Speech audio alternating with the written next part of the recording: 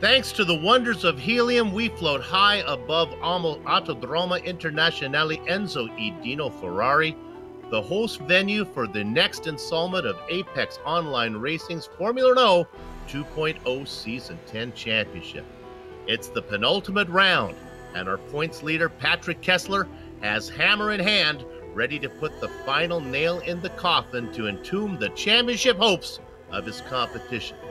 To hold the Grim Reaper at bay, Phil Reed will need to find success during the doubleheader format that consists of a 40-minute feature followed by a 25-minute sprint. Will Kessler be able to bury the competition? We'll find out soon, because all the simulated Formula Renault action from green flag to victory donuts can be seen live as it happens here on the Global Sim Racing channel. Bon permisio and welcome to another GSRC broadcast. Joe Peak joining yours truly, Bill Soup-Zahn on the microphone. Sean Ambrose is our director, armed with cameras, locked and loaded by Dougie Beard. Joe, after the tight confines of Bathurst, drivers should feel a little less claustrophobic, but there's still plenty to be scared about at Imola. Imola's always been, Imola's always been a little bit scary, but for different reasons over the years. When it was first built in the 50s, none of the chicanes you see on this track map were here. So just imagine all the fast sweepers going from Tosa to Ravazza and back. As time went by, a few major tragedies happened, so chicanes were added, and with each progressing decade, changed to help slow things down, and make a few of the more dangerous corners a little bit safer. That leaves us with the 17-turn 3-mile layout you have today. It's just under 5 kilometers in metric terms, and it's still quite challenging. And that's where today's scariness comes from, how tough it is to be fast and consistent at this track. For a lot of years, Imola was most famous for holding the San Marino Grand Prix, at least until racing witnessed the deaths of Roland Ratzenberger and Ayrton Senna during the race weekend of 1994. Since then, those have been the circuit's unfortunate claim to fame. Really, though, if I'm honest, this track stands alone as a great racing circuit and should be remembered for that instead. Its challenges are actually quite a bit of fun to drive. The scenery is gorgeous, and it tends to bring out some of the most passionate race fans you've ever seen. Hopefully this comes through both in today's race and also in our lap guide, which we really get a feel for what our drivers will be experiencing as we hop to it. All right, we've got Amjad Yaman in the GSRC Formula Renault 2.0, so let's do a lap around Imola. You're going to try and straight line the pit straight as much as you can with how it weaves. Then, at the end, line up to the right and be very careful not to dip your tires into the grass. It won't be uncommon to see drivers go spinning into the gravel because of that. Don't drift all the way out after the second apex of Tamburello so that you won't have to lift while rounding the final left kink. From there, we've got a bit of a rest before Villeneuve. The first part of this chicane is very inviting and fast, but don't let it lure you into an entry that's too hot. Try to line yourself up for the second part to keep someone from pipping you into Tosa. Speaking of which, this uphill hairpin is tougher than it looks. The low speeds mean the downforce of the car won't help your traction, so it'll take a light right foot getting to the power. Now we charge uphill towards Piratella. You've got a very blind crest, but with all the downforce of the Renault, it's no problem. The deceiving thing about this turn is that the car wants to understeer, so a lot of drivers will wind up missing the apex thinking they can carry more speed. However, now you gotta set up for Acqua Minerale. The first part is a quick flick and you'll be braking as you round it. Then, try not to lock the brakes as you try to turn into the second apex. If you drift wide, it'll be bad news because iRacing will give you a slowdown penalty for taking too much liberty with the exit. Since we're coming up to the Alta chicane, that'll be extra bad news since it'll give your opponent a chance to overtake. Once again, don't get too greedy on the exit of the corner because otherwise you'll be told to give the time back. Now we'll finally come back downhill for good as the track weaves back and forth one more time. We're coming up to Ravazza, so let the car slide over to the right, then straighten her out and throw out the anchors. The downhill entry will make the car want to push wide on the first apex, but you really want to make sure you execute well on the second apex. This is the longest acceleration zone of the track coming back to the front stretch, so a bad run off the corner is going to leave you very, very vulnerable. Hopefully that's not the case, so as we come back to the line, we've finished a lap around Imola.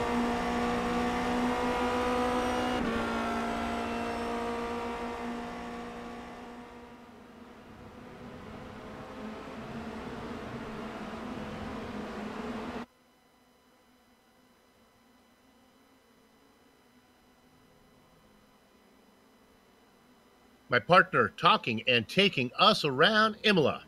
Now, before we look at the point standings to see where the drivers stand currently, let's review how they got there. Joe, who won Best of Day honors at Mount Panorama? Well, Manuel Hoyer is hard to beat there with a first and a third. Obviously, very good results. But don't discount Patrick Kessler with his pair of fours. But here's the weird thing about it. Scott Newton got that second place. If he would have done a little bit better, he would have been second on the Best of Day. But that ninth place shows just how important it is to be clean in that sprint race. Lubomir Morris there with a fifth and a seventh place slots him into fourth, and then Phil Reed. Very similar situation to to Scott Newton rather, except his reverse situation means the less points that you earn in the sprint race means even though he finished higher on average, he does not finish higher in points. Now, the odd thing about that is that Alex Sadler did not show up despite winning the sprint race, and that's because, well, he basically had a horrible feature race, Bill. Yep, you got to be good in both. All right, let's go ahead and look at the championship for the drivers now. And at first glance, Phil Reed being only 27 points out seems like that interval could be closed up. But I'm going to talk about this a little more in depth, so stick with me here.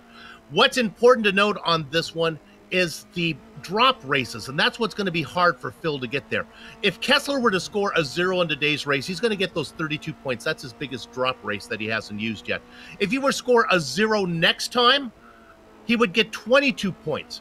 You add the 22 and the 32 together, throw in the 27-point gap between Kessler and Reed, you end up with 81 points. That means, basically, if you boil it down, if Kessler were to score no more points for the rest of the season, Phil Reed would have to sum 81 points. And you just saw what Joe put up on Best of Day honors. Scoring 81 points over 2 races, that would be a tall order. Now, Manuel Hoyer looks to be comfortably in third position. Maybe he can get up to Phil Reed.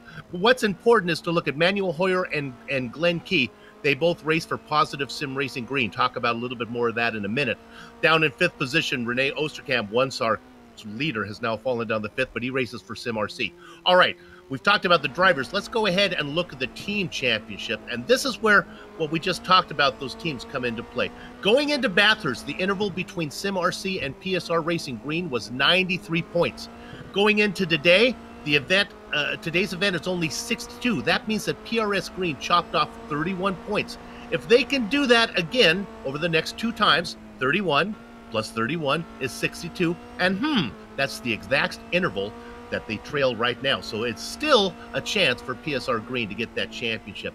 Now, it looks like the other teams are pretty much locked into their position as you look at Team AOR Orange with Phil Reed and Kerry Nolden, and then Positive Sim Racing Orange as well with Alexis Sorokin and Lubomir Morris. They feel pretty confident in third and fourth. Not the case for Team AOR Blue, though. Yeah, they're at the bottom of the overlay. Charlie Summers and Daniel Morris doing the work there, but they're only 2 points up on Radicals Online. And, of course, they have working for them Josh Thompson and Connor Ryan. So there's still a chance that Radicals could sneak in there onto that overlay. All right. GSRC is always attracting new viewers. So for those unfamiliar with the AOR and how things work, here's Joe, and he's going to talk about the details. Absolutely. As Bill was pointing out, we are towards the end of the season here. So we are in round 11 of 12, only one more after today's race. And with 3 drop weeks, you got to start making up for any of those bad weeks that you've had by having some good results. Now, if you've never watched this series before, there are 2 races that we're going to have today. This is the double header format. They do have single race formats, but they have no more for the rest of the season. Now, the setups are open on these cars, and that's going to be important, especially with, even though there's some long straights around this track, it's very technical. So you're going to see guys probably lean towards a little bit more downforce on these cars, although, as always, as little as you can get away with while still being fast in the corners. And there's no fast repairs to save you. So if you damage your car, you don't have a free, perfectly spick and span one waiting in the pits for you. You've got to come in and get those repairs if you want to get some speed back with it.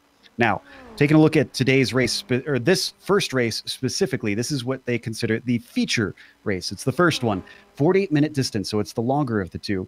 And the grid is set by the qualifying order. I'll talk about why that's important in a second. This feature race includes a single pit stop, and they have an incident cap of about 15x. Well, not about, exactly 15x. So drivers will be disqualified if they have more incidents than that. Now, this is the feature race, so it is worth a little bit more because it is longer, and it pays down to the 20th position. Now, the reason that this being set by qualifying is important is because how you finish in this race will determine where you start in the sprint race that follows, and that is inverting the top 20 cars unless some of those cars finish 2 laps down or more, Bill. So still very important to have good race in both races. We keep emphasizing that point. We can't emphasize it enough. It is what wins championships. Yep, absolutely. And let's go ahead and look at the qualifying right now before we talk about some of the other details. Alex Sadler, we don't see him up in the points so much, but that really doesn't mean that he hasn't been fast. He has been very competitive, and Joe, right now, he sits at the top of the qualifying. Yeah, and he's got about a 10th over Patrick Kessler. So not a super comfortable margin, but, you know, at least it's not down to where, like, oh, who had, you know, like a sneeze in the middle of the lap or something that slowed them down a 100th of a second as we watch Alex Sadler work his way around. Now, Kessler's only had 2 timed laps so far, and he's coming around for a 3rd. But one of the tricky things about this track build, especially during qualifying, it's so easy to have off tracks through these chicanes, which Sadler might have had one there. I'm not sure. He was pretty wide. That it can discount your laps. So you run out of laps simply because you're just not getting clean ones in. Up here in the press box, I'm glad I did the layered look here today because it's a little bit nippy. Let's go ahead and take a look at the weather right now. Yeah, as we pull that up, it's 65 degrees out in the air and 65 degrees out on track. So yeah, for racing conditions, a little bit cool, but for fans, it probably feels pretty nice.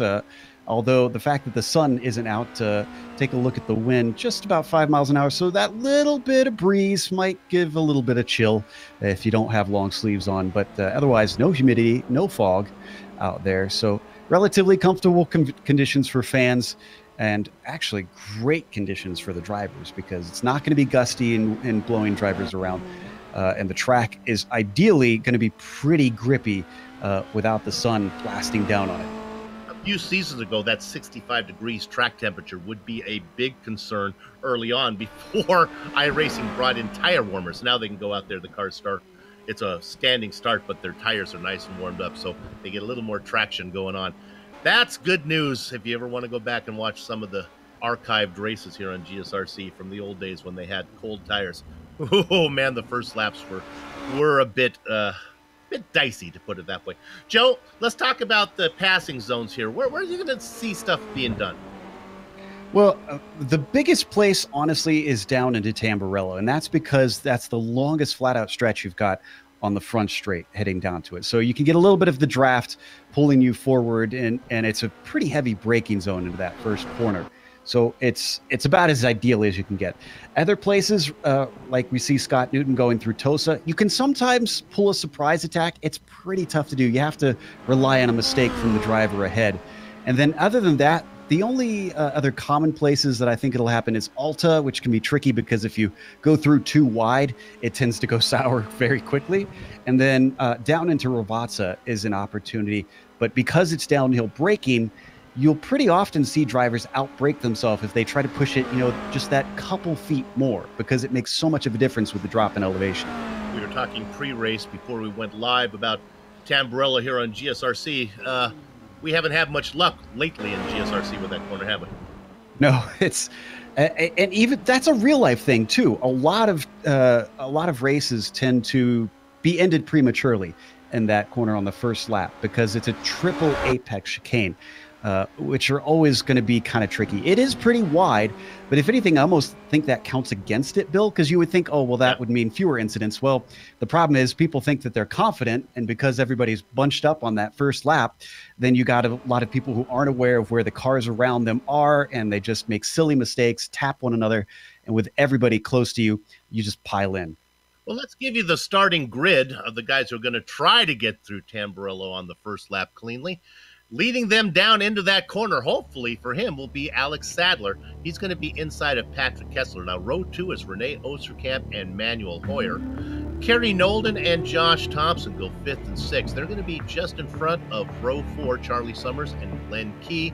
And then the last row on that overlay is David Butlar and Lubomir Morris. Joe? Alexei Sorokin will start in 11th with Evan Emre in 12th. Dominic Gatormeyer, who's had a pretty decent season, will be P13 at the drop of the green. Ali Hay starts 14th. Then behind them, it's Scott Newton in 15th. He'll be flanked by Tom Van Hoyman in the 16th position. Connor Ryan starts P17. Matteo Coppola starts 18th, and Kevin Turner in at 19th. The last four that we've got are Marvin Sluman in 20th, Joseph Ringrose in 21st, Sarah Dove in 22nd, and Phil Reed was not able to set a qualifying time. There you have it. A little bit of a smaller field here today as the season starts to wind down a bit, but still a good turnout. A lot of the familiar faces are here, and we hope to have a good one. Remember, there are two events. First on top, as Joe talked about, the 40-minute feature followed by the 25-minute sprint. Just to correct my partner, there is one more single event left on the season, and that's going to be the season finale at Spa, where it'll be a long 1-hour race there. So you want to tune in for that one, and you can watch what we believe will be Patrick Kessler's championship will be crowned on that one, unless disaster strikes the Swiss driver over these final two races. Under a very cloudy sky, I would talk now usually about the shadows growing long and thin, but there are no shadows here today as we are in late afternoon. Very dark, and 65 degrees. Doesn't get much colder here on the iRacing platform than that. Still waiting for a few drivers to take their spots. You can hear the engines start to harmonize. Gather at the chicken's steak, cover me on the cows, because the horses are out of the barn. And look at the run on the outside that Patrick Kessler is trying to do on Alex Sadler, but that's not going to happen. Sadler into the corner first. Kessler, oh, careful, boys. They managed to get us sorted out. Hoyer, Osterkamp, and Nolden. Yeah, everybody clean through this time on Tamburello. We did have one person starting the pits, and that is Josh Thompson. He's exiting now. Big charge up front from Manuel Hoyer. He looked at Kessler, backed out of it. They continue to go single file. Trying to make a run into fifth was Charlie Summers. He continues to work on, you can see him there, that's the car trying to work on Kerry Nolden. That's a battle for fifth. Rounding out the back half of your top 10, Glenn Key, David Butlar, Lubomir Morris, and Alexei Sorokin. Yeah, most drivers are getting single file pretty quickly. In fact, the only battle I'm really seeing is between Kevin Turner and Joseph Ringrose. This is down for 17th and 18th. In fact, they got quite a train because Phil Reed is back there, Sarah Dove, and Marvin Sluman all right up on the gearbox of Turner's car. They negotiate Aqua Minerale without a problem. Now through the last chicane of Altas, they head down into the two Ravasas. Wow, Sadler, despite being threatened on that first corner, is very much stretching away, and now Kessler is the one that's got to worry because Manuel Hoyer had a go at him, fended him off. His teammate Osterkamp's behind him, though, so Hoyer right now is just sandwiched between SimRC cars. As they complete lap one, driving away is Sadler, but it is Kessler who's the cork in the bottle. Here comes Hoyer. Kessler now, that covers the inside. Remember, the racing line kind of goes down there a little bit, but look at the run on the top side from Hoyer. He's going to move into second. Kessler falls back to third. Osterkamp and Nolden watching on. Nolden had thought about it, but then he got back to the racing line. I guess he's thinking maybe I'll get better opportunities and don't have to do such a risky move early in the race. You especially don't want to wreck out this early, Bill, because if you DNF, then you don't even get regrid, and Hoyer's off. Hoyer is off in Villeneuve. Boy, the car, not only is he off, he noses it in. The car got wide and wild. He thought he was going to catch it, but he could not. We're going to take a look at this one. Boy, lucky thing for all the drivers behind him that that car did not bounce back onto the track. He's still going, but he's got to have a lot of damage on that car. That was a hard whack. Looks like it bottomed out from the replay there, Bill. Yeah, and he almost caught it. He got it going straight, then it went wild on him. Now, here's the good news for Hoyer. The pit stop rule is they need to make a pit stop anytime during the race. It's not a matter of fuel, so the window is open right now. Look for Manuel Hoyer to come in, probably get a new nose. It'll cost him a little bit of time, but he won't want to stay out there and race with a damaged car any longer than he needs to. That car we saw going slow, the red machine, that's David Boudelar. He went wide at Aqua Minerale, and I think he's still trying to give that back at the moment. He's lost multiple positions. Look at this behind him. Matteo Coppola and Phil Reed desperately trying to get by. He's still getting time back. Oh, this is disastrous for David. That's too bad because he had a really great qualifying run.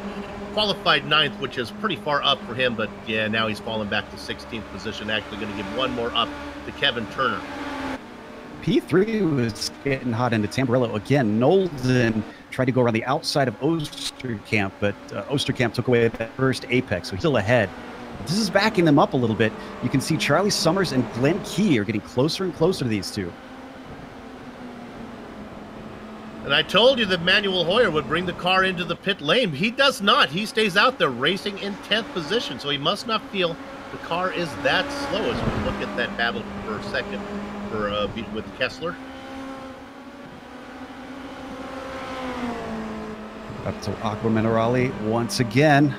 This is good news for Kessler that his teammate is at least holding up the guys behind. He can focus on trying to chase down Sadler ahead, although for the moment it doesn't look like he has good pace. Yeah, this is going to be big points for Sadler as somebody needs to check his luggage for stolen towels because he has checked out 2.5 seconds plus up on Kessler. Kessler, the cork in the bottle, his teammate Osterkamp right behind him now as they head down into Rabasa. I think a pass is coming this time. There's Sadler. Let's drop back one position and we'll look at Osterkamp because I think he's going to make a pass on Kessler. Yeah, and as we watch this pass, I mean, this gap makes sense because the qualifying half a second between Sadler and Kessler. That is monstrous around a track like this. And down to the inside, it looks like Osterkamp might be trying to get it away. I guess there's no team orders here. Oh, no, he backs out of it. Yeah, Patrick says nope. He really took it in there deep on the outside, so Osterkamp will have to wait. Just a note, Phil Reed did take his car into the pits. I'm not exactly sure if we covered what happened with him, but it looks supremely damaged. So while that battle continues up top, let's talk about our hard charger racing in 16th position, car number 177. She's all by herself. Sarah Dove, she is up 6 spots from 22nd to 16th. And she qualified, Bill, so. Yeah, yep, that's right. Things stretching out except for the 2nd through 5th battle, really. Trying to see if there's anybody else close. I see Dominic Gatermeyer in 11th being hounded by Evan Emre. Oh, and Emre went really wide coming out of Aqua Minerale. We didn't see it on screen, but that is going to cost him. In fact, you can see him slowing down now. Emre back into 12th position. He was racing a little higher. Ooh, and once we're done with this replay, Kevin Turner seems to have had a moment. Actually, we don't need to go to that. It looks like it was a self-spin, but here's just a little bit wide off the apex, and it's hard to get the car to turn in. And when you get off on that AstroTurf, Bill, if all 4 wheels are on there, that's when you get those slowdown penalties. iRacing does not like you trying to gain an advantage by carrying your speed wide there. We will ride on board with Rolling Thunder. Evan, RT Emre. Do we know what the RT stands for? Rolling Thunder. Really tough. Let's look at 8th position. This is Manuel Hoyer. Remember, he was racing much higher until he had that off. My goodness, the car still looks good. He's got Newton behind him, and that's Lubomir Morris in front. Yeah, these 3 very, very close together. And Hoyer trying to make his way back forward, just desperately wanting to see if he can stay in this championship. Hopefully, Morris doesn't put up too much of a fight to allow Manuel by here. Now that's Sorokin in 6th position and Morris in 7th. Those guys rate for Positive Sim Racing Orange, a pair of teammates. Then, of course, Hoyer is teamed up with Glenn Key. And that's Key and Hoyer are in that try to run down Sim RC, which is Kessler and Osterkamp. Kessler and Osterkamp racing 2nd and 3rd right now, so that's looking good. Look at this guy, though. Scott Newton is the guy to watch. He has been really hot the last few races, and he's given Hoyer all he can ask for. Yeah, really putting the pressure on here as we ride on board. This will give you a really good idea of how powerful the draft is. We've already seen some cars close in easily, and even with not the greatest exit off of Ravazza, Scott's just going to start pulling him in. Actually, I spoke too soon. Hoyer has a draft from Morris ahead of him, so if anything, Lubomir is pulling both cars forward. Lubomir did not defend the inside, and Hoyer gets that pass made. Uh-oh! That's Scott Newton. Driver error through Tamburello. Wonder if he got a little bit too much of the sausage curbs. Oh, yes, he did. Yeah, that second apex, Bill. This is another case where I feel like it's a good thing most of these drivers don't have hydraulic rigs where they can feel what the car is going through, because watch this thing just launch.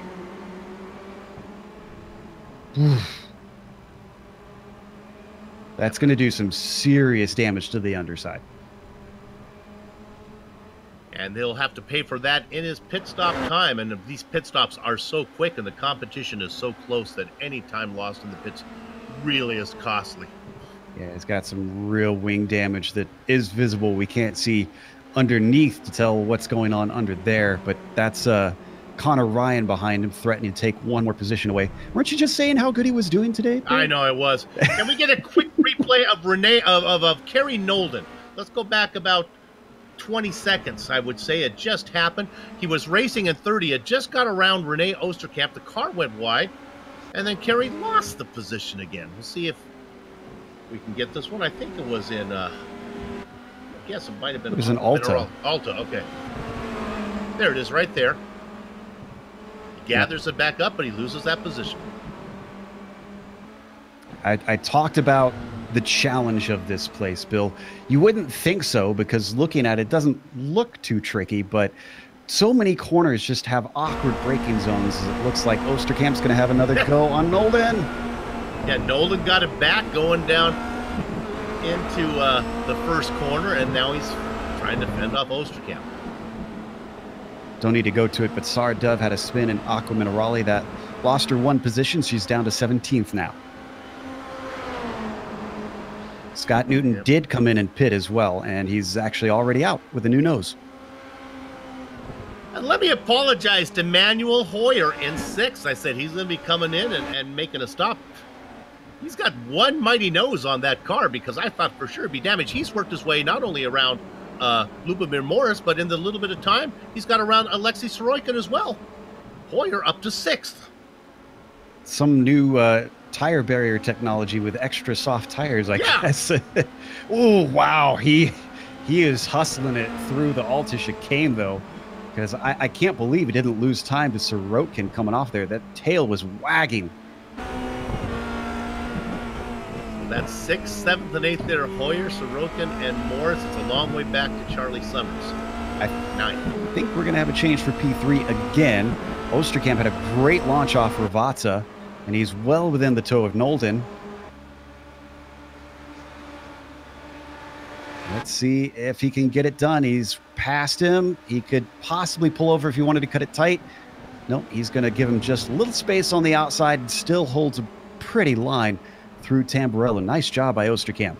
With the amount of leapfrogging those guys are doing, I almost wonder if maybe they're not dancing, seeing if they can get up to the driver ahead of him, Kessler. Kessler up by 1.7 seconds. I don't know why Oosterkamp would want to help out Nolden get up there to his teammate.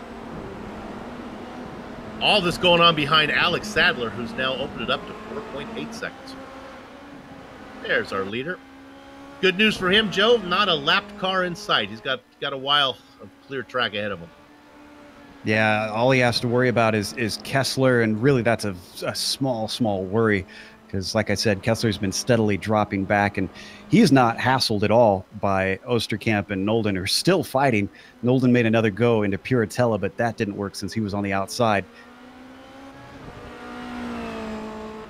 Yeah, let's go back to that one, because I think as they work their way through Alta right now, Nolden does not have a good exit out of that. I was going to say he was in great position out of 15 that he'll make a run, but he loses a lot of time. Still plenty of time to get that up, though, as they go through 14 and 15.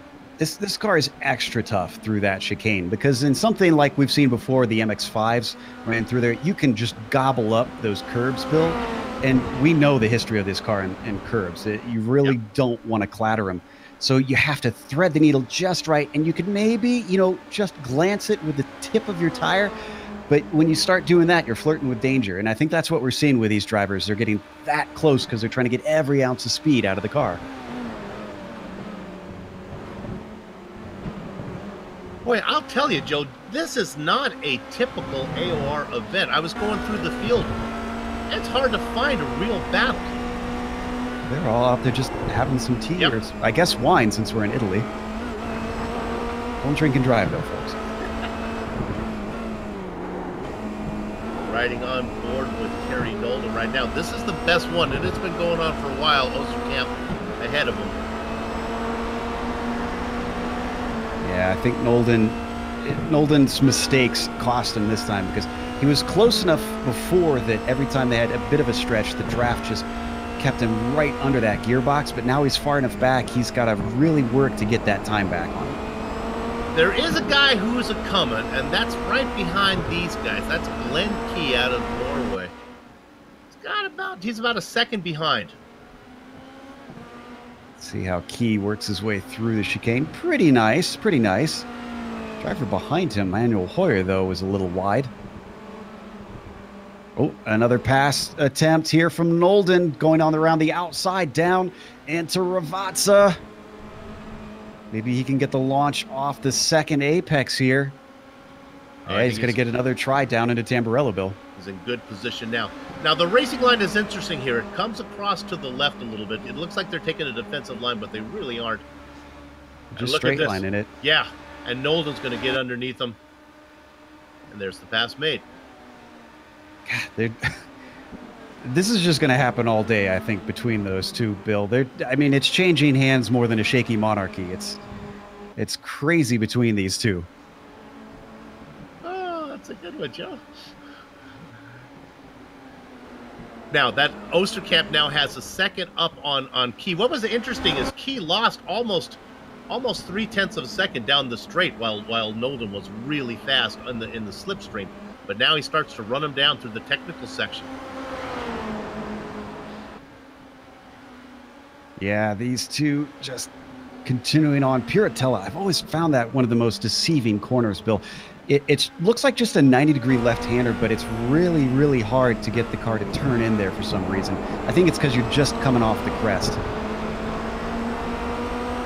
We know there's other cars out there, and we'll give you a rundown through the field in a minute, but we're going to give, this is an opportunity we don't often get in the AOR, is to stay on a battle for more than a few seconds and watch guys work. Won't be the case for the next race, that's for sure. Right. Highest pitter right now is Josh Thompson, just to report as we watch this. He's sitting in 14th position. He's been out there for about 10 laps now. So I guess the first... Oh, wait, no, excuse me. He started in the pit lane. My apologies. So that would mean Scott Newton is our highest pitter. He's in 17th. And Newton coming in, making that pit stop after we saw him run it through the sand and damage the car there. So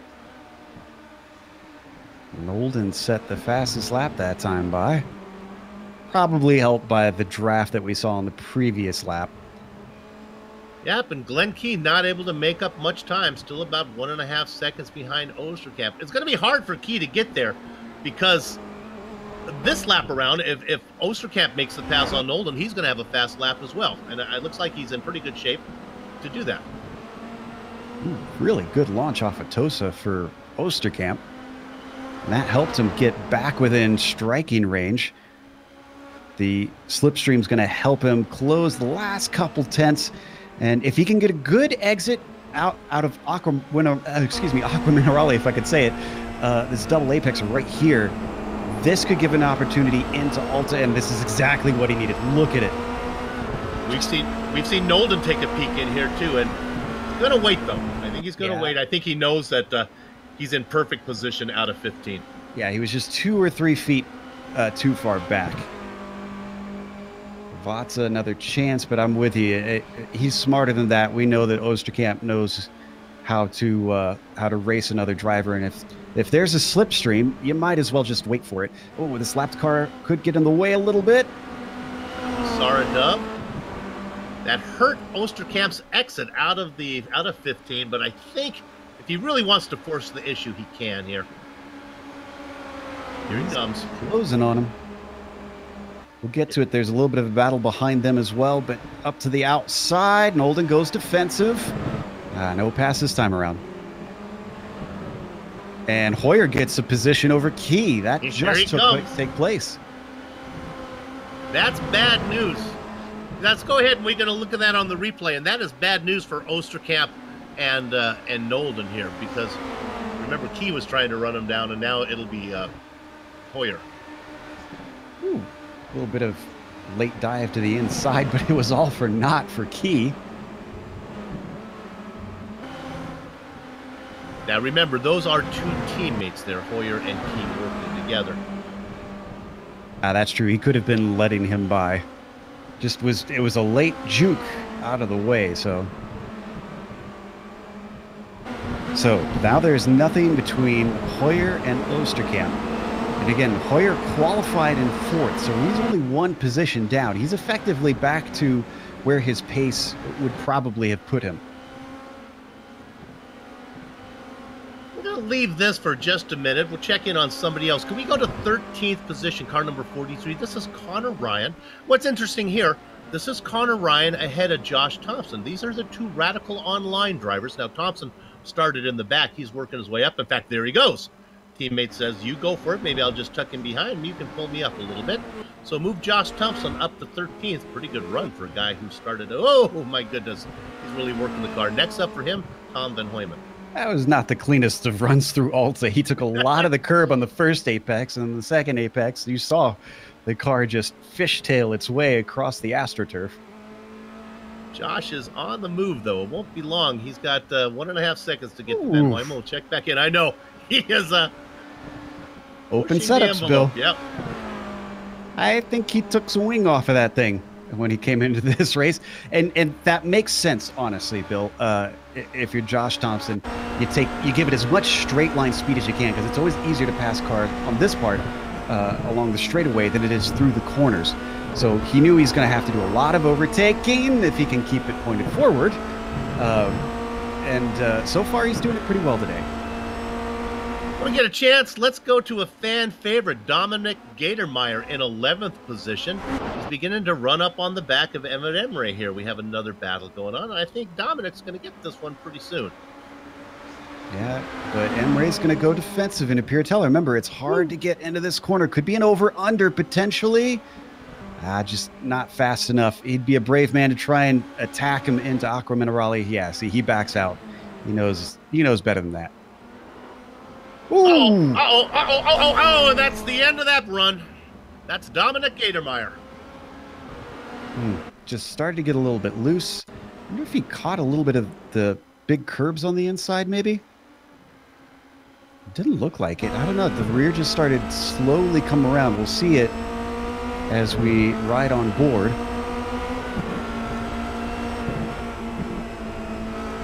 Coming up to the second apex. Yeah, the car just got loose, and suddenly the Gator was turned into a purse.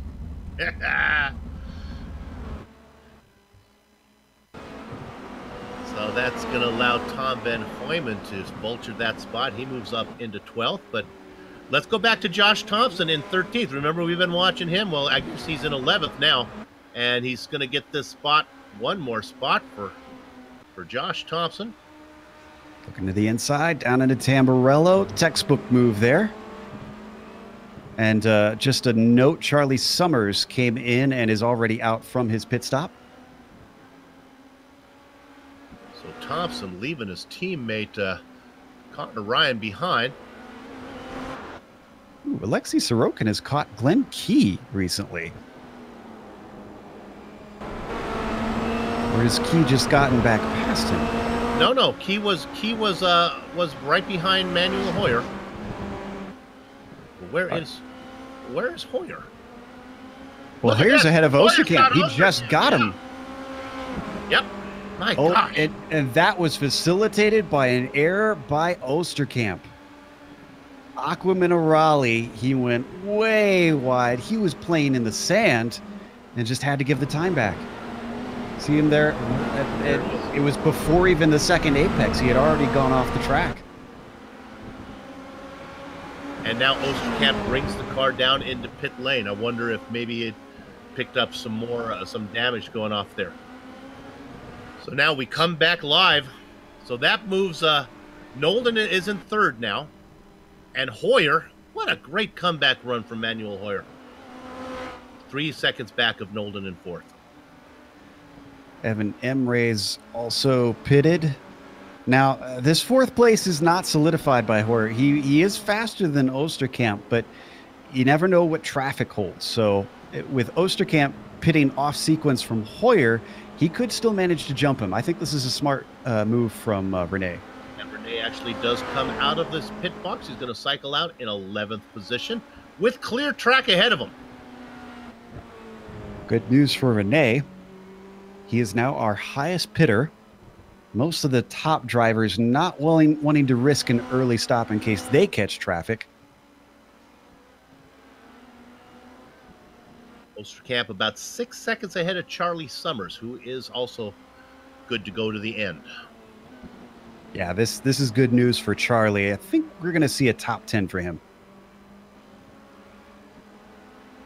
Don't need to go there, but just remind you, all this going on behind Alex Adler, who's now just about 6 seconds up on Kessler. Here we see Summers working his way through Piratella.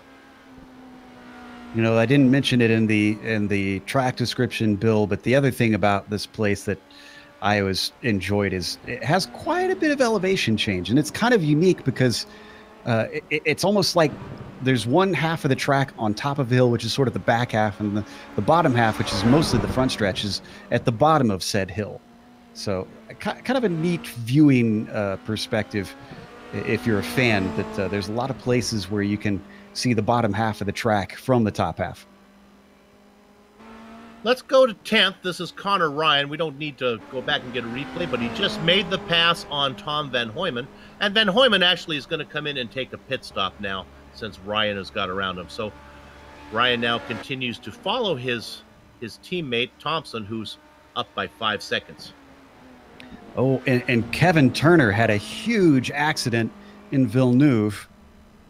Might be a little bit too far back for us to find because it was quite a bit ago. But it happened in the second chicane.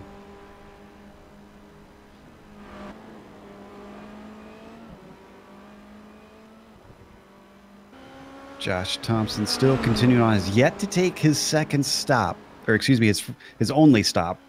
Yeah, Turner's mistake was about 40 seconds ago, but he's in the pits now. So a bit of attrition today. Ali Hay, Joseph Ringrose, Dominic Gatormeyer, and now Kevin Turner have all DNF'd. Matteo Coppola is sitting in the pits for a long time, so I think we can count him out for the day. And Phil Reed, any chance of a championship is gone by the wayside, as he's not going to have a points finishing position here today. So I hate to take the drama out of the grand finale that's coming up at Spa. You'll want to tune in anyway because the racing will be exciting, but I think they should start fitting the crown for the Swiss driver of Patrick Kessler. Hoyer and Morris coming in. All right, this is one we wanted to watch. Osterkamp is coming out of Rivazza now. Hoyer's already out of his stall, but it's the weird thing about this place, Bill, is that even once you get past all the pit stalls, you have to stay on the pit limiter for a long time before you can release it. He's going. Osterkamp actually decided to come in. He's in pit lane right now. Now, Osterkamp already pitted. Yeah, I wonder what's going on. What is going on there? So Hoyer does come out in front of who would be Charlie Summers. Why did Osterkamp have to come in is the question. Boy, the season continues to just be plagued by issues.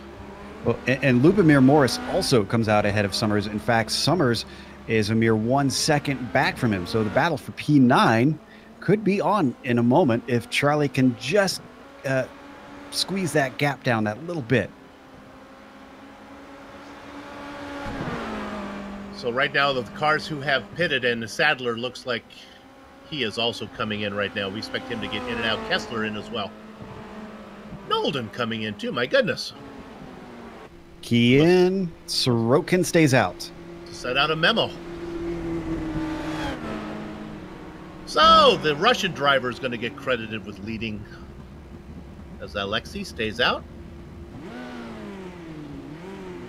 Still waiting on Connor Ryan to come pit, and Marvin Sluman and Josh Thompson.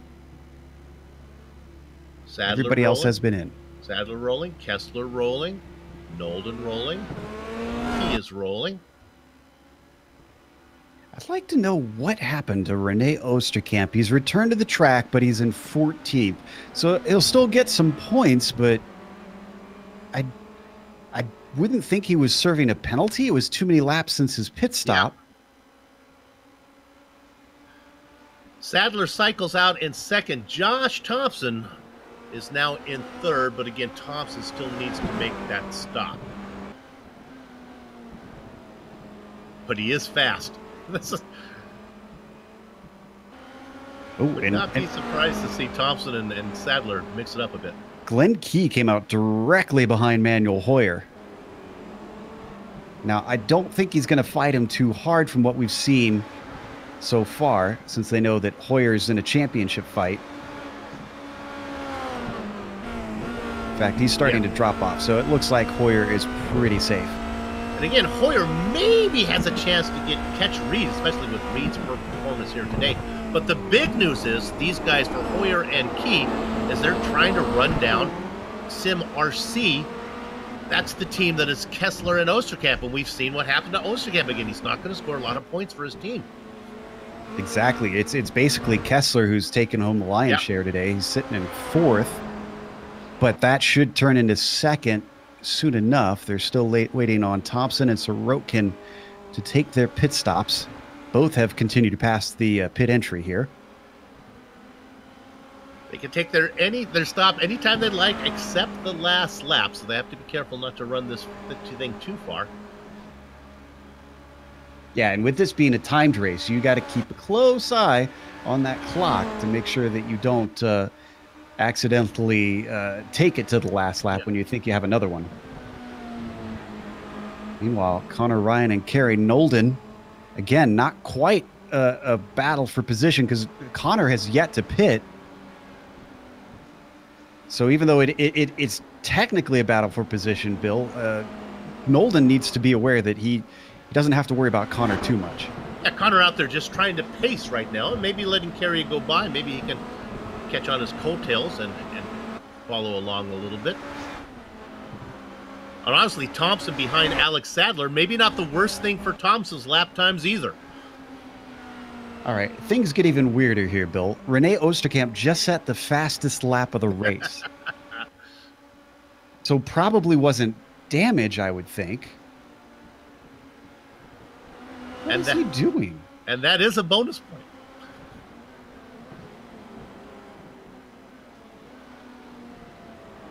Oh, Charlie Summers with problems. This is Aqua Minerale. After the good race he's been having, it turns around on him.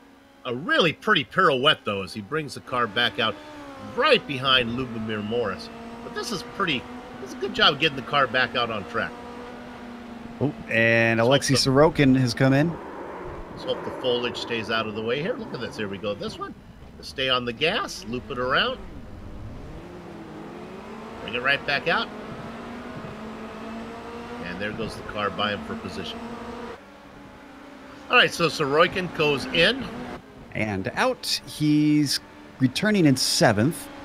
Connor Ryan's also pitted behind them, so he's slipping down our timing sheets.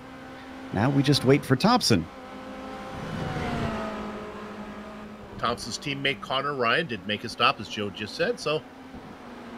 But sister team, which Alex Sadler raced for, is up right ahead of him about a second. So is Alex may be planning on playing rear gunner until the final laps here, or? About 6 seconds from Sadler back to Patrick Kessler, who races in third. It's really second position. Nolden behind them. Most of these guys have cycled out about where they were. Yeah, not too many drastic changes. Manuel Hoyer behind Nolden by about 2.5 seconds. Doubt if he's going to be able to get there. Another problem for Oosterkamp. This time, car contact involved between himself and Emre. It was in Villeneuve about 40 seconds ago.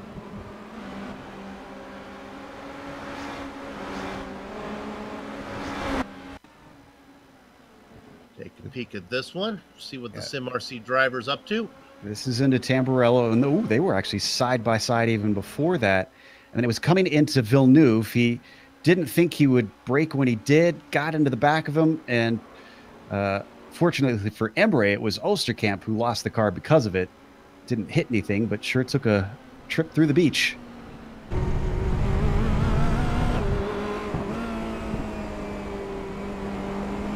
right, we're getting close to when Thompson's going to have to come in with lap times of about just over 1.5 minutes.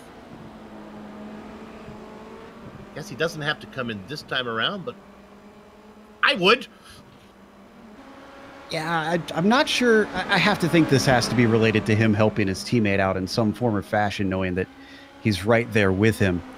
But one thing I want to point out is the battle for P3, or what was P2, between Kessler and Nolden. Well, that is spread apart. During the pit stops, Patrick really put the afterburners on. He's now got 3 seconds back to Nolden and is pretty safe unless he makes a major mistake. Yeah, and if we had a little more time, maybe another 2 or 3 more laps, Nolden, maybe Hoyer could get there, but I don't think there's enough time for Hoyer to get there either. Scott Newton trying to come his back through with Connor Ryan directly in front of him for 11th. Connor was racing a little higher up. Remember, Josh Thompson went by him and he lost contact with him, but having a good run. Not too far back is René Oosterkamp, and with the pace that Oosterkamp has, it's about 2 seconds. That would be a tall order, but you never know. Yeah, but he is pretty fast right now. I actually think this is going to be a 3-way fight. And Alta, closing in well under braking, but a little bit too much curb for Scott Newton. He handles it well. I think we're going to see a pass attempt into Ravazza. Defensive move from Connor Ryan. And the switchback. Look at that. Still not close enough. Stays behind him. Going to line him up for the front stretch. We don't need to go there. I can report, though, that Josh Thompson went around one more time, so he's still up there yet to make that stop.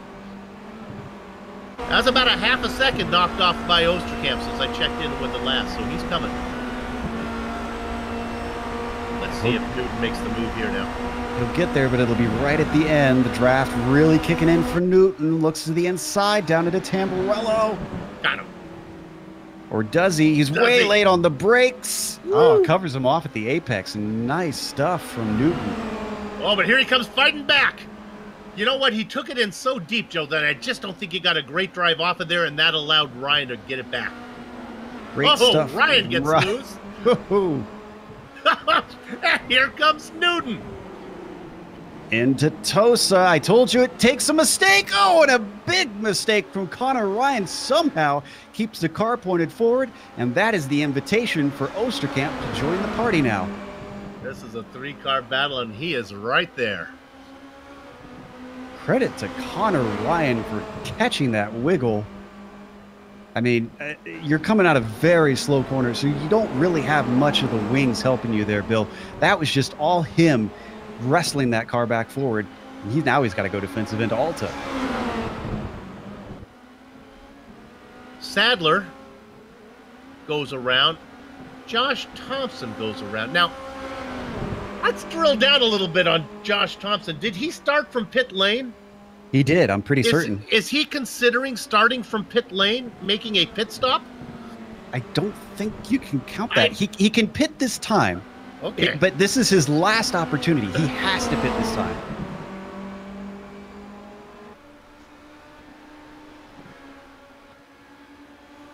Take a look at Thompson.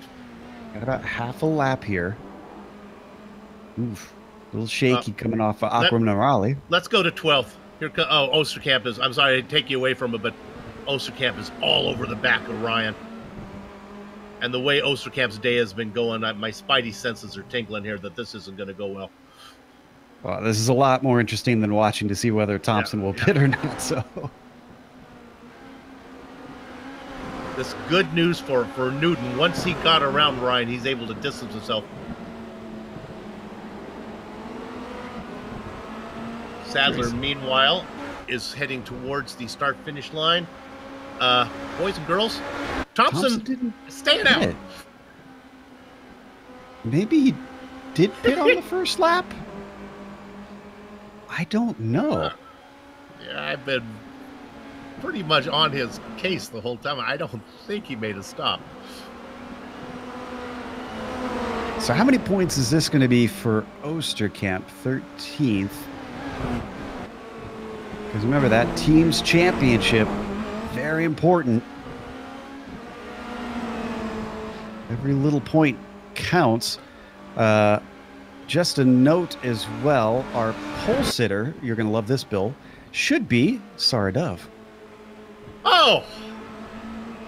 And she'll have some fight in her there. Let's look at Oosterkamp. He's got another run. I think he's in good position this time to make this move if he wants it. One of his last chances down the front stretch. In fact, it is his last chance down the front stretch because he doesn't catch him by the start-finish line. Looking around the outside. Little timid on the brakes. All right, well, remember this guy? It's Alex Sadler. He is our leader. He has negotiated his way around Alta. He's just got 14 and 15 to go. The two left-handers and nothing between him and the start-finish line. He's got Josh Thompson back there in second. We don't believe that's a legitimate battle for the lead. Checkered flag is out, Bill. And there's the pit stop, but it might be too late for Thompson. Let's give the win to Alex Sadler.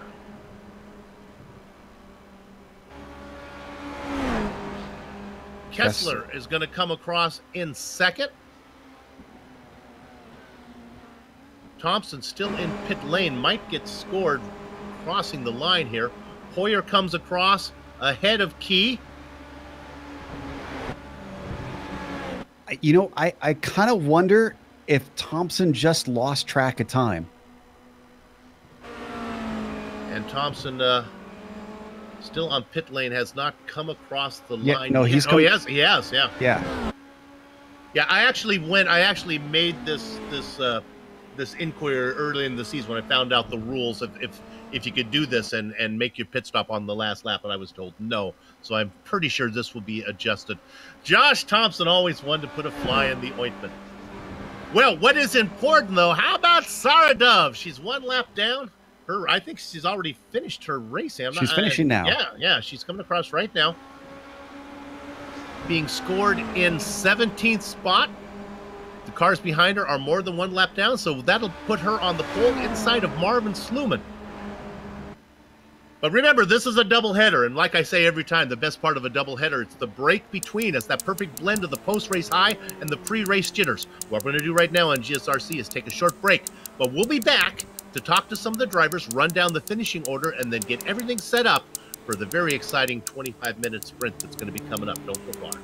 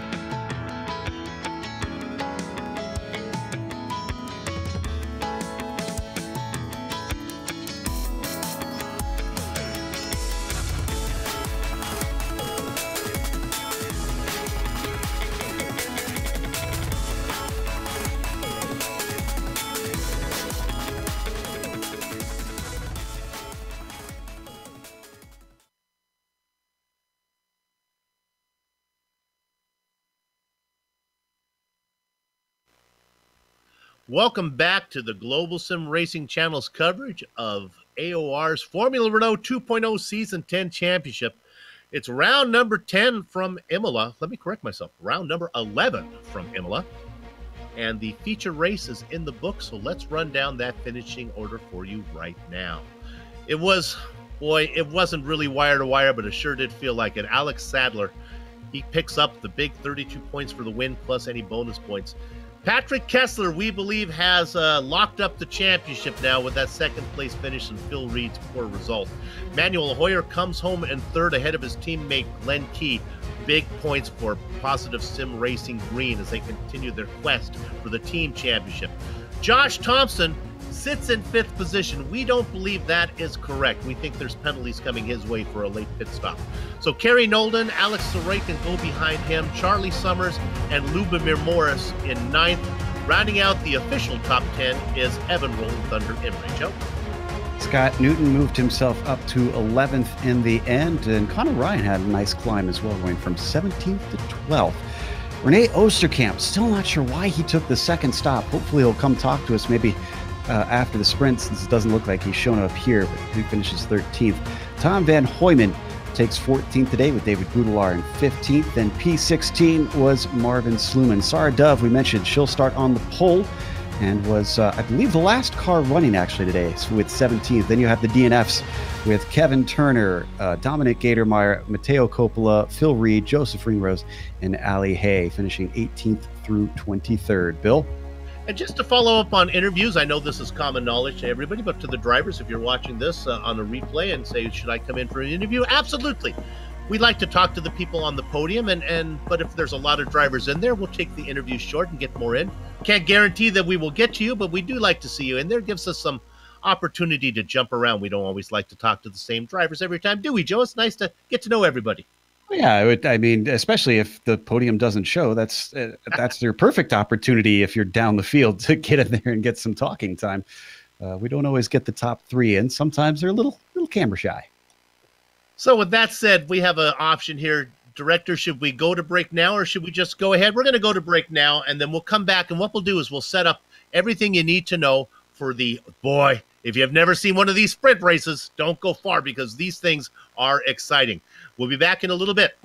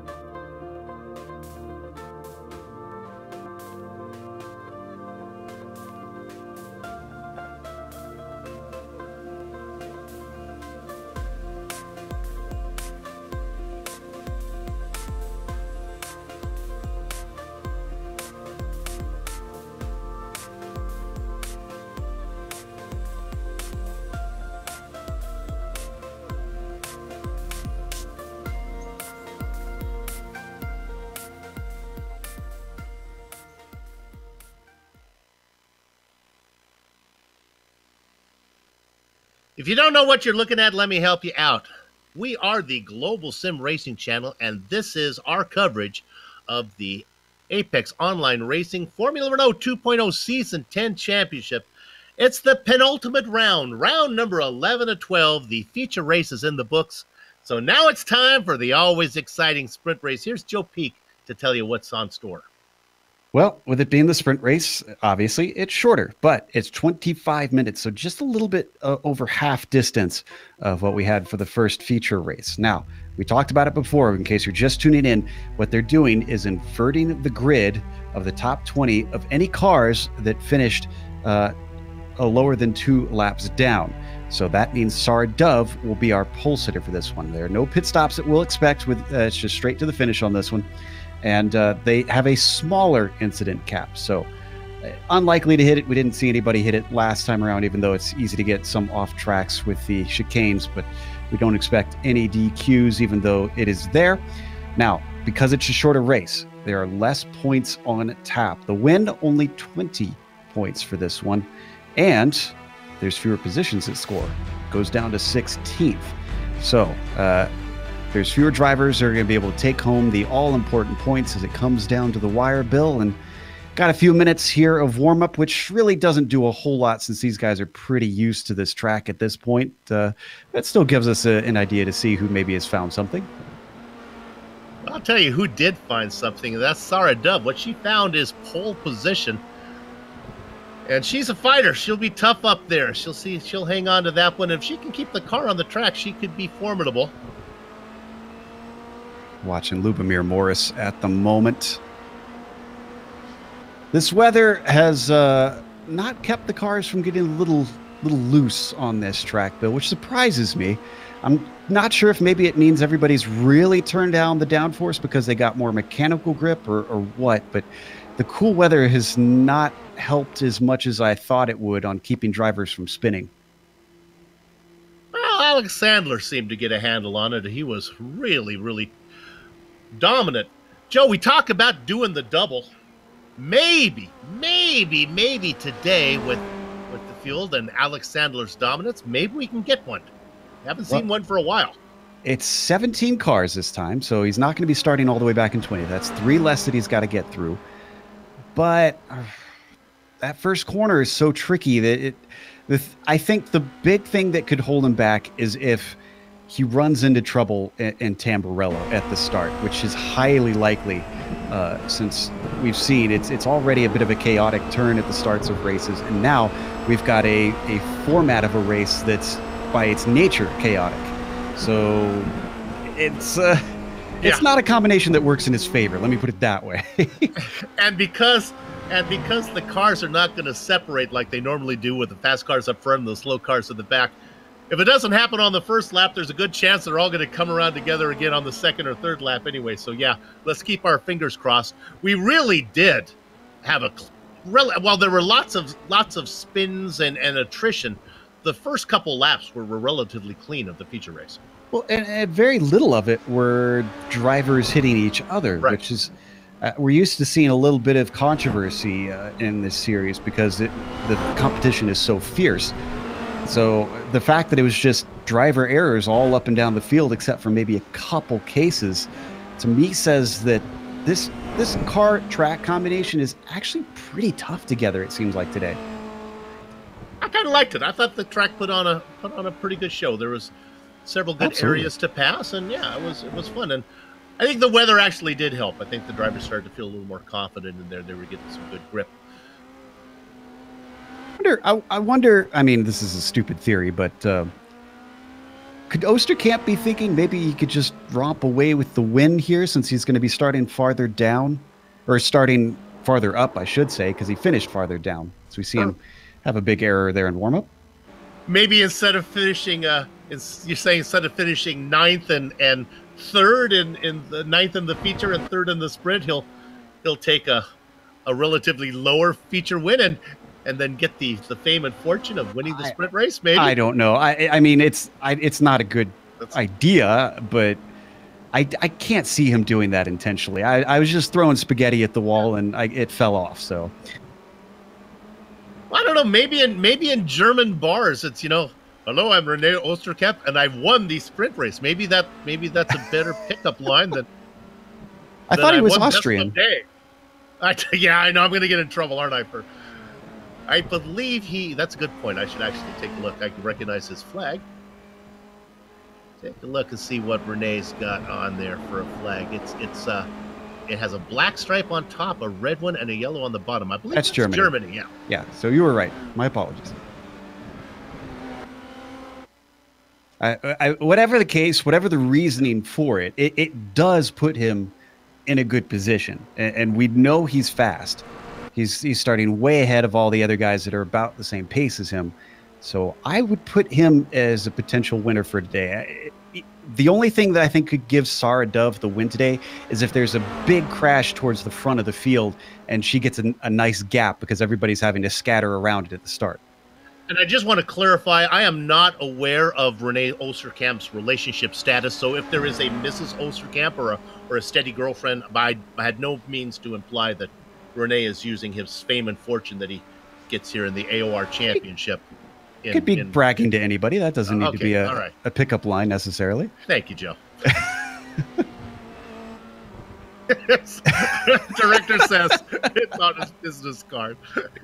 I doubt that. I think we're getting way too far into this storyline that probably isn't true. Well, I'll tell you what's true. Alex Sadler, I know it doesn't matter, but he happens to be fastest in practice as well.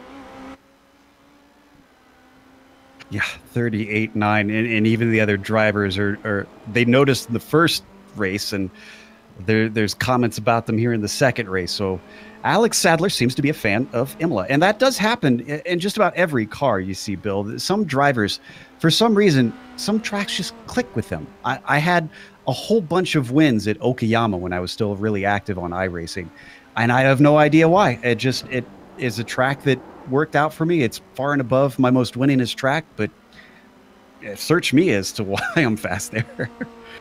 I'm really good on that circle track that you go around. What's that called? Centripetal circuit. Yeah, I'm good at that. The one that you can only take one car on at a time. Have never finished behind anybody there. You're incredible, Bill. You're a legend.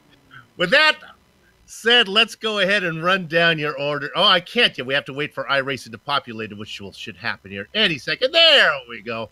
All right, on pole. Now, we're not sure if they're going to start here, but it's Sarah Dove and Marvin Sluman. Row 2 is David Boutellard and Tom Van Hoyman. There's Rene Osterkamp. Connor Ryan is going to be in 6. Scott Newton and Evan Emery behind them. Lubomir Morris and Charlie Summers.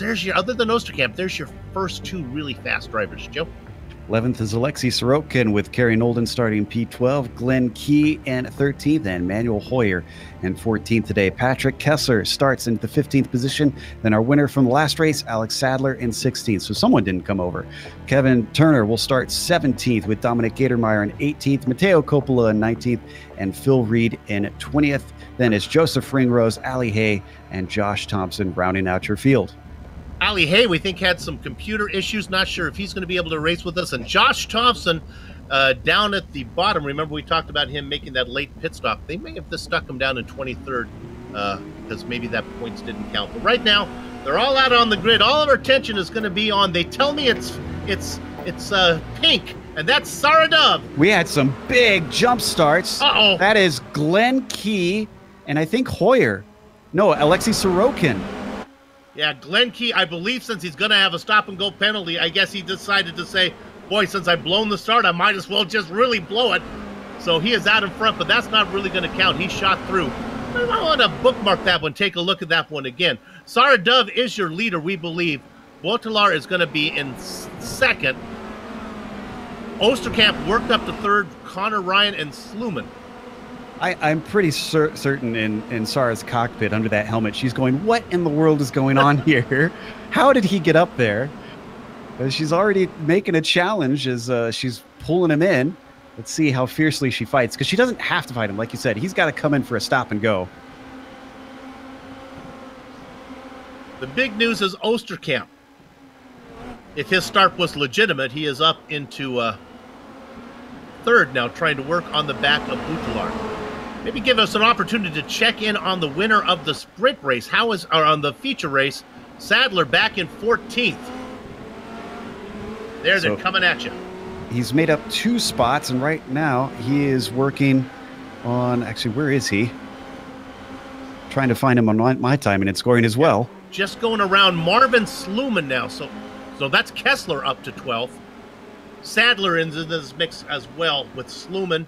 Boy, that is quite a dogfight back in there. Yeah, this is where it gets a little bit dangerous when you're doing these sprint races. Gets on by. Sluman now has Josh Thompson, another fast guy coming through. And Sorokin is coming in. Phil Reed is coming in. So he must have gotten a penalty. And Manuel Hoyer is in as well. So it looks like no penalty for Oosterkamp. And he is only 2 seconds back from Glenn Key. Well, that's Glenn Key, though. Yeah, and Glenn Key, they've come around, right? How long? Well, Glenn, what did they give you? A couple laps to serve it? I've never jumped to start. 3 laps, I want to say it is. A little bit of a battle we saw back between, that was Scott Newton, Charlie Summers, and Connor Ryan. Let's go to Sarah Dove, because here comes a pass for the lead virtually here. As this is Oosterkamp making a move on Dove. Got his nose inside on Piratella. She's not going to fight it. She just lets him through. No defensive move. Boy, and Scott Newton gets around David Boutellard, moves up. I'm going to give you the actual times here that we're getting on our time scoring. It's 5th. You viewers at home can do the math and take Scott Key out of it. Scott Key, that's Glenn Key. And now Connor Ryan. Scott Newton just blows by. Oh, big issue. Oh, multi-car issue. Boutellard involved in it. Evan Imre involved in it. Kerry Nolden involved in this one. This is a big one. So this started with, I believe, Summers and Boutellard? Yeah. Boutellard gets a little bit. Summers on the outside. They get together. Boutellard was trying to leave him room. He goes across the curbs, bounces into Summers, and then it was the Blues Brothers. When you come into that Alta chicane, it's so narrow, those curbs are so tall, you can't risk that stuff. That's the result that you get. So now we come back live. Let's give us an opportunity to check in. Alex Sadler made it through cleanly. Up to 7th now. That's 3 positions in 1 corner. And he's ahead of Kessler. But Sarah Dove's not done with her battle. Scott Newton, he's looking at 2nd place now, already all over the back of him. And I know it's not going to say that on our screens, but we're still waiting for Glenn Key to come in and take his penalty. We think he'll get a penalty anyways. If he doesn't, then he's figured out how to really get a good start in iRacing. Newton makes the pass on Dove. Connor Ryan now. Yeah, let's see if he can get by Dove. So where is Sarah going to be able to stop the bleeding here? The good news is she's got about 2 seconds back to Morris behind Ryan. So hopefully she'll stop getting freight trained here. Oh! Right in front of Sarah Dove. Alta chicane takes another one. She'll get a good eyeful of this one. Right on board with Sarah. That's Newton up in front. Let's see if she has to take evasive action here, if she can just power on through this. I think he just spins off to the side and she easily plucks it back. Yep, look at that. Clear track in front. That's the way you like it. Tell you what, Kessler and Thompson are in quite a tussle right now. Remember, Thompson had to start from the very back. Oh.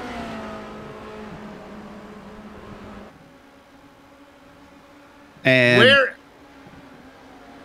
Renault Oosterkamp just having... No, he did not have an off. No, Renault Oosterkamp still up in front. Connor Ryan now in 2nd. Sarah Dove in 3rd. What has finally happened is Glenn Key finally served that pit stop penalty. And to tell you how much this hurts, Bill, he's down to 15th position. Remember, he was able to stretch a gap. He had clean air, so he was basically running as fast as he could, and it still sent him that far down. I think we got a real chance to see the double here. Let's go to Sarah Dove. She's going to lose another spot to Lubomir Morris. Morris is right on her tail feathers there, and now he's going to get this done in Alta. Is he? Oh, Nope, no, he's not. I was going to say he was heading in there with a head of steam. I didn't think he was going to make that corner. And he loses out to Sadler, who gets promoted to 4th now. Yeah, that's what I'm talking about, the double. Sadler is coming, and he's coming with a bullet. And just to... Oh, Sara's off. There's one more gone. Can she hold on? Nope, looks like Lubomir Morris is going to get by. And just to clarify my commentary there, that's an American phrase for a song that is climbing the charts with a bullet. That was not meant to be any type of violence on the mind of Alex Sadler, who's now up in the 3rd. Butterfly wings? That should go. So. Ooh, she's going to lose another because Kessler gets by Dove down into Tamburello. Starting to go south for her now. Evan Emre must have had an issue because I'm seeing him coming into the pits. And like we said, no scheduled stops. Osterkamp up by about 6 seconds on Ryan. Ryan by about a second and a half on Sadler. That could be enough time for Alex with the pace that he's shown to be able to run down Osterkamp. Honestly, I have no clue if Osterkamp has a clue about how to race this one. He might have turned off his F3 box at this point. He's got a 6-second lead. Sadler 7.5 seconds back. Oh no, did Sarah Dove just spin? Oh. She might have had a little help. Thompson was making a move to the inside of Piratella. She was trying to give Josh room. And she needed, boy, Josh was taking all the room that he could. And I don't think there was contact here. I think she just realized that he was still there and kind of weaved to the outside, and being on the AstroTurf, it just unsettled the car. Kept it out of the barriers, though, thankfully. So she falls down to 9th. Thompson now up into 6th, working on the back. This is some good racing here. 7th is Newton, 6th is Thompson. Just ahead is Lubomir Morris. I think Thompson has a run. So does Morris. Oh, boy. Oh, are we going to go 3 wide? They're thinking about it. This is going to get ugly, Bill. Well, there's 3 wide. 1 gets through. The guy from 3rd gets through. And Lubomir Morris goes from 5th to 7th in 1 corner. Thompson brave on the brakes, way off the racing line where there's less grip, and he still gets it done. That moves him up to 5th. I like this. I was just about to say, I love this combination of drivers that we're seeing here, because this is all guys that are ready for a fight between Kessler, Thompson, Newton, Morris.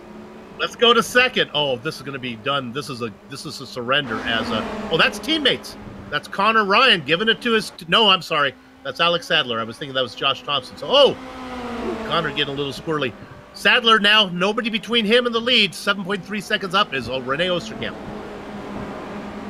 All right, so Osterkamp's been pretty much on his own. No lap traffic. Let's see what his lap times are.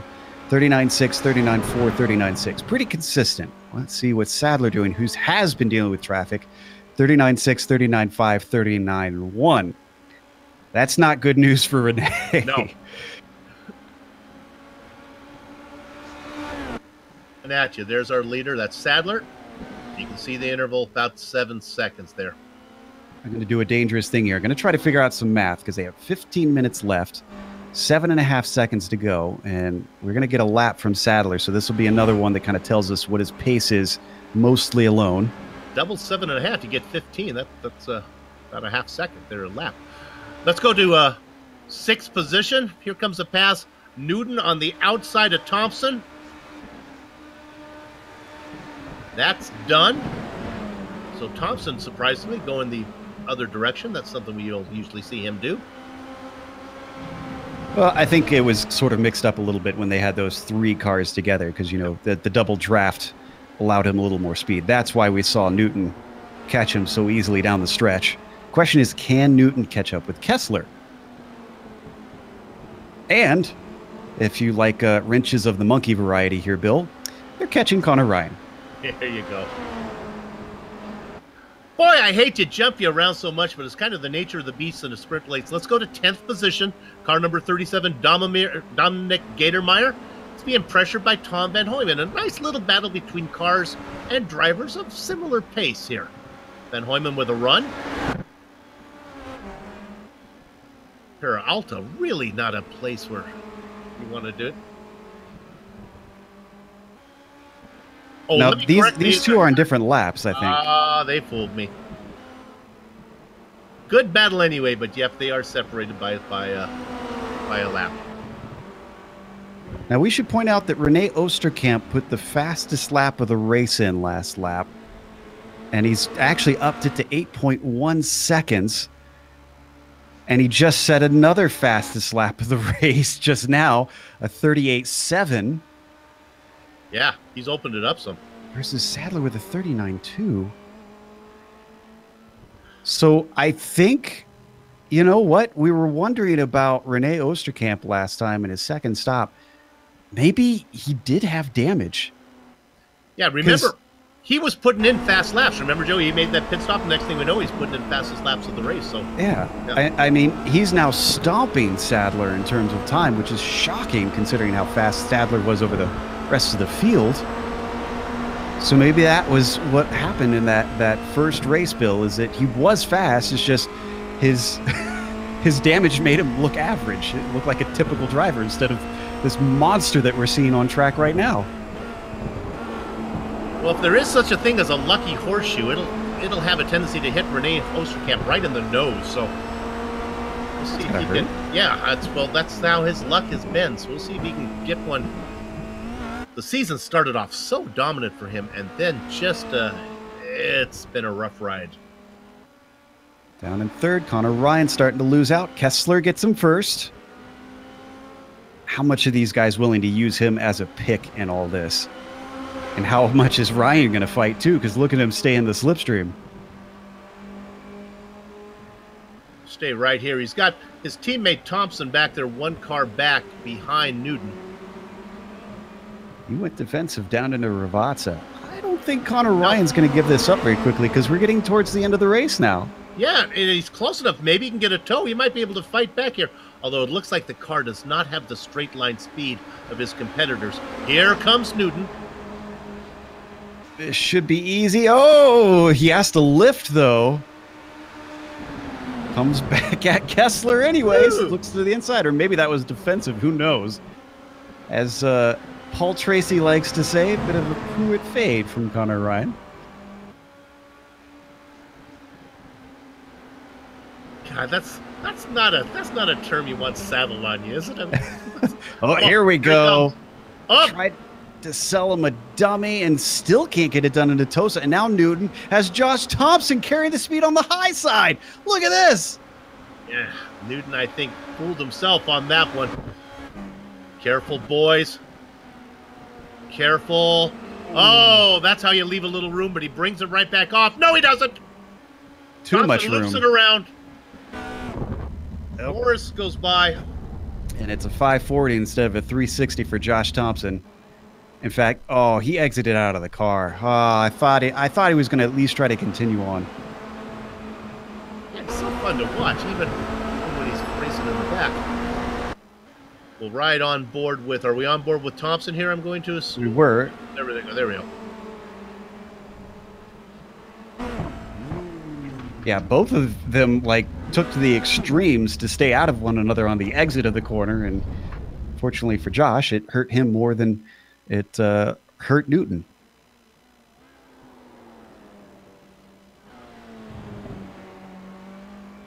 So now, that means that that kind of breaks that up there. Ryan now ahead of Newton by here comes less and less at right the now, moment. Yeah. Ooh, he's closing in quick, but didn't have quite enough straightaway. This isn't going to be long now because it's just the two of them. Kessler's gone away. Thompson obviously fell back, so there's no one else to distract Scott Newton. His entire focus can be on Connor Ryan. For a little while. Oh, and he definitely needs to focus. Uh-oh. Whoa, that looked like an incident limit to me, Bill. Yep. Well, does that count as commentator's curse since I said I don't think anybody should fall victim to that? Well, credit to Connor Ryan. Okay. How about that guy? Other than Kessler, he's fended off all comers. has indeed. Well, it won't be long. He's got about 1.5 seconds. Next one up is Lubomir Morris. Morris has been watching the guys that have come after Connor just kind of fall away. It's got to be a little bit gun shy getting up there. Just report, don't need to go there. 8.5 seconds. Osterkamp back to Sadler. So Sadler able to make up no ground there. Yeah, and the fastest lap still goes to Osterkamp by almost 0.4 of a second.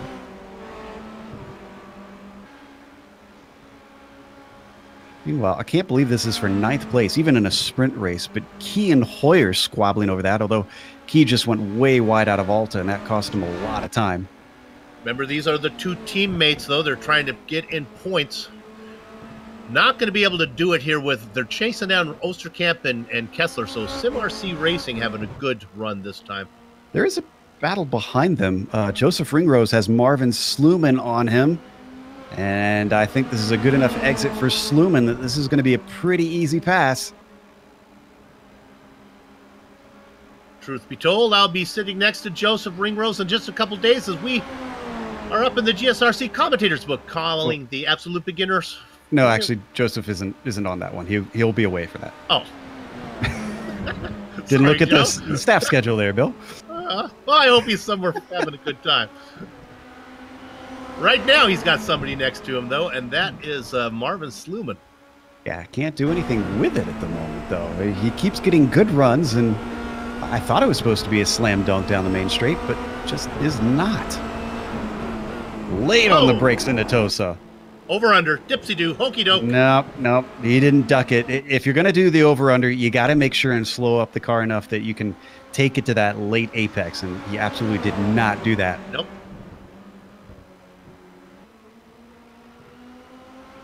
And while this is happening, Lubomir Morris has caught Ryan for 4th.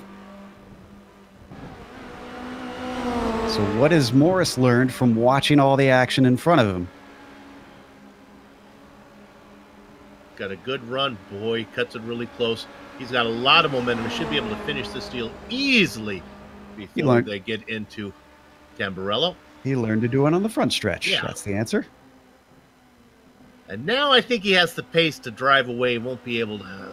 Connor Ryan should not be able to fight back, although I think Connor's car might have a little more downforce where he's pretty strong through these technical sections.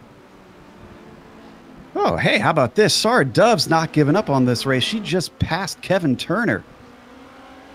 That moves her up to 6th. I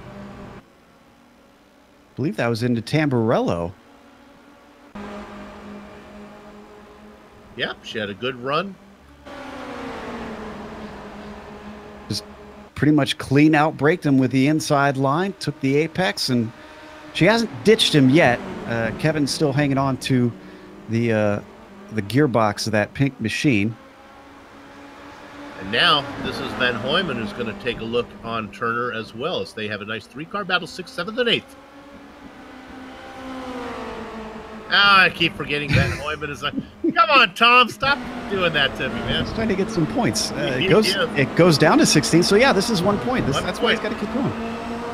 And he's got about 25 seconds over Alexei Sorokin, so he does actually have reason to stay out there.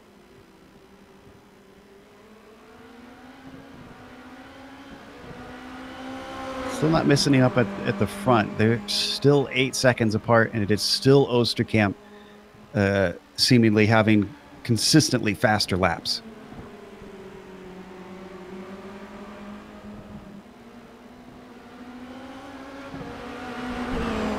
Man, Sadler being denied by Osterkamp's bad race in the first in the feature, basically.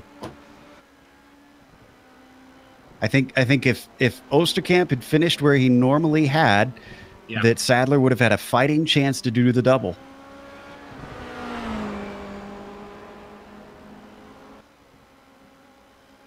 Van Hoyman manages to get around Turner. It's not for position, but now he's in the middle between Dove and Turner. Yeah, much to the annoyance of Turner, I'm sure, since he's holding on to Sarah Dove. I mean, that is still a fight for position.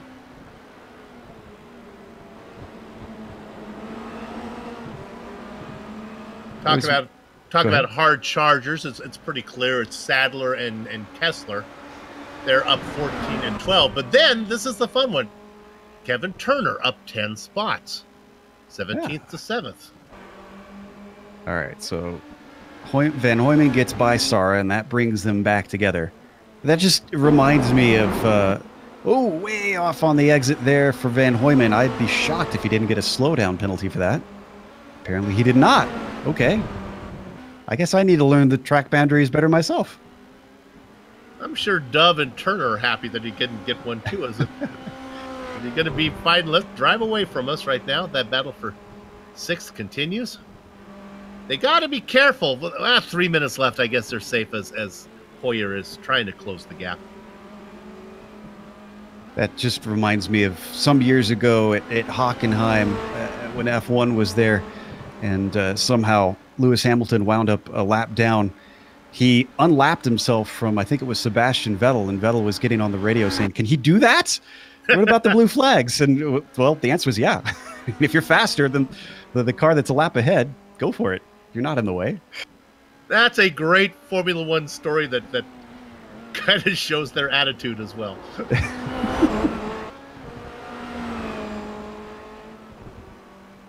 Boy, Oosterkamp just putting on a clinic in this race. And I'm still I'm scratching my head, because I wouldn't have thought, with as much of a gap that we saw Sadler over everybody else, that there would be someone else that's another rung up the ladder. Yeah, it just goes to show you that what happened in the feature race there to Oosterkamp, it makes it all that sting all that much more. A little bit close between Ringrose and Sluman down in 11th. We were watching them before.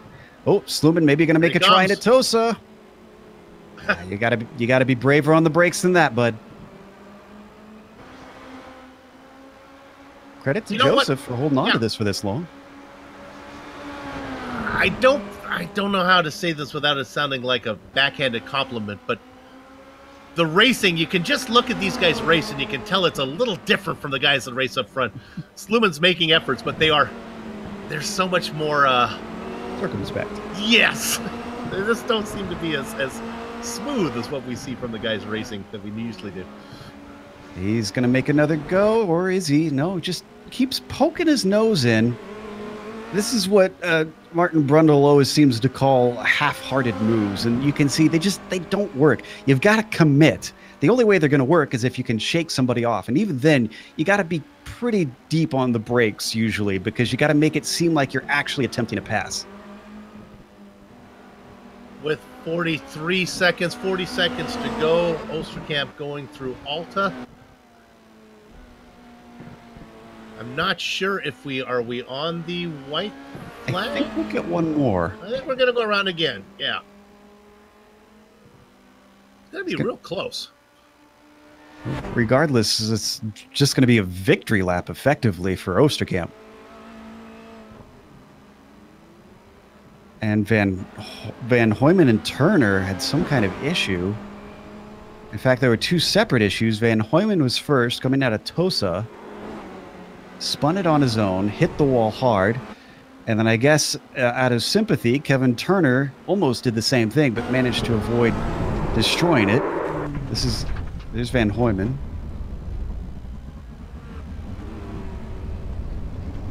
There's the back end of Turner's incident. So we thought that Van Hoyman, sure enough, he ended up playing a part in that battle. Well, really bad news. The bad news for Van Hoyman is that lost him the single point that he had.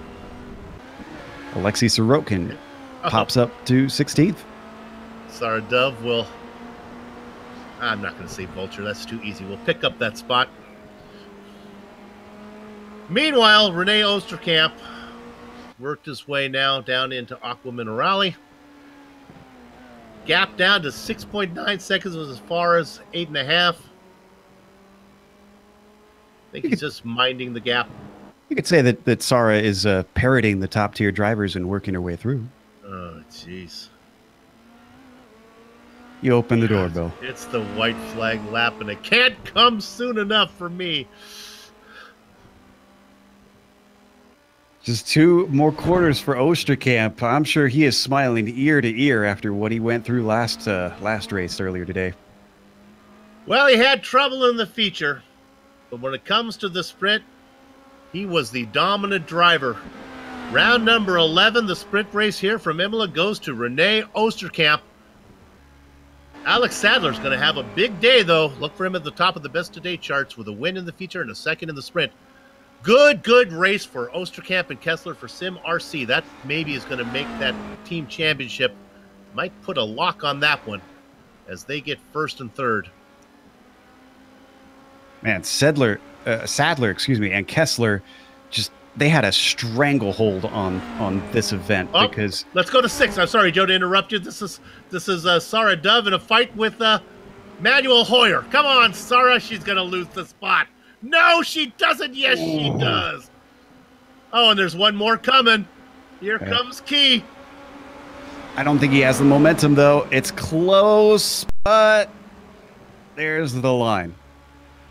So Dove is going to get what we think is going to be 7th. Hoyer gets 6th. Key gets 8th. Yeah, go ahead. No, go finish your point. The point I was making is Sadler with the first and second, Kessler with a second and a third. That is the vast majority of the points on offer here today. Yeah. That is crazy stuff for those two. Gator Meyer is going to get 10th. Joseph Ringrose comes across in 11th. There were 13 cars on the lead lap. Marvin Sluman. And then the last one, Evan Imre. So, with both the feature and sprint race in the books, the racing is over here. But our broadcast is not. We're going to take a short break. We'll be back to run down the entire finishing order of the sprint race before we do interviews and put a lock on the gate. Back in a few.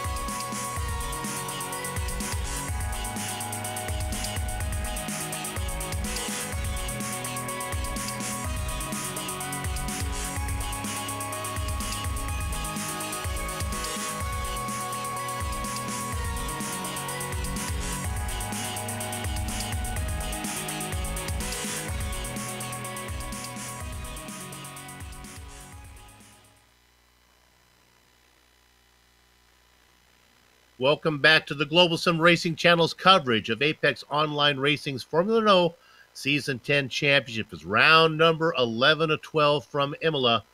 The feature races in the book and the sprint races in the books. Let's give you the finishing order of the latter race right now.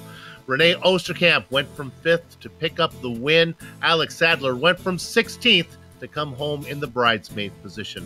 Ahead of Patrick Kessler, who gets the final podium spot. Lubomir Morris and Connor Ryan round out your top 5. Back half of your top 10, Manuel Hoyer, who was able to get around Sarah Dove on the last lap. Glenn Key, Kevin Turner, 17th to 9th. A nice hard charge from him. And how about this one? Fan favorite Dominic Gatermeyer in 10th. Joe?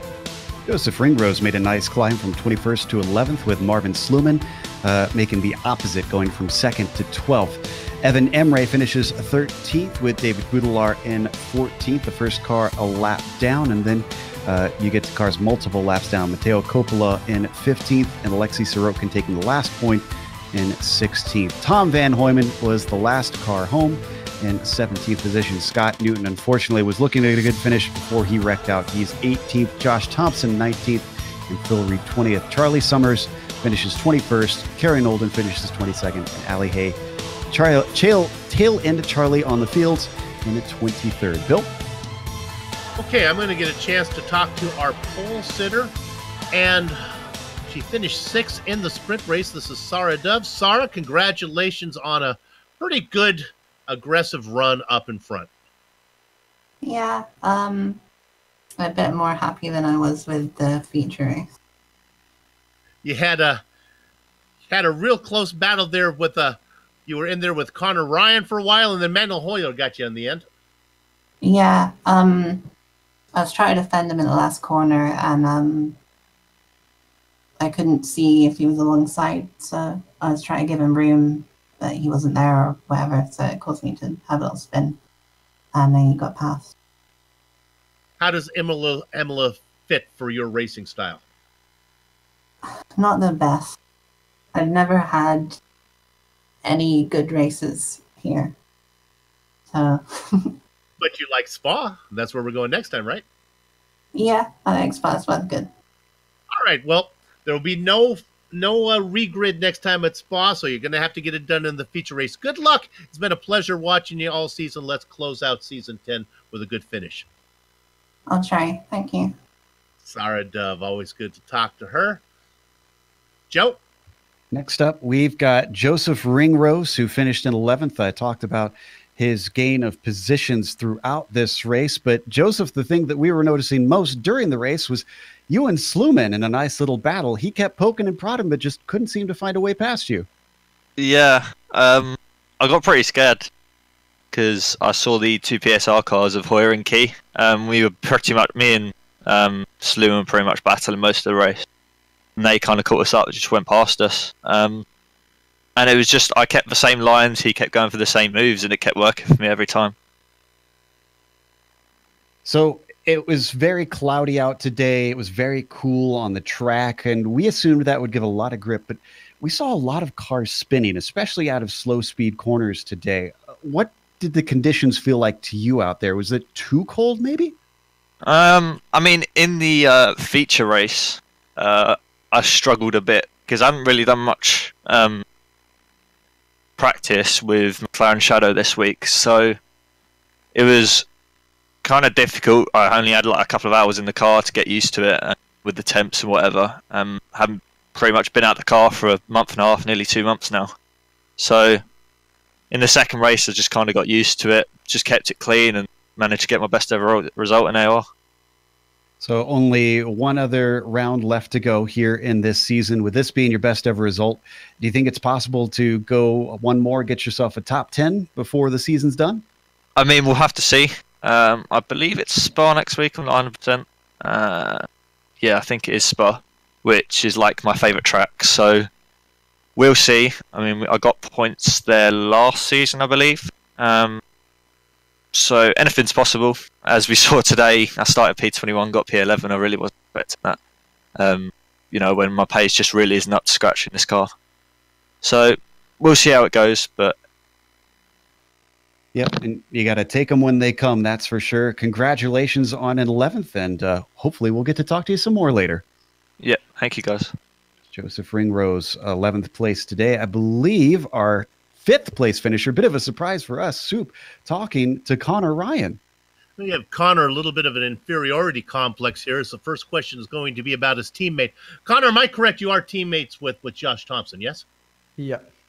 Do you know what happened on the feature race with the late pit stop? Did he forget? Have you guys talked about it, or do you know anything about that yet?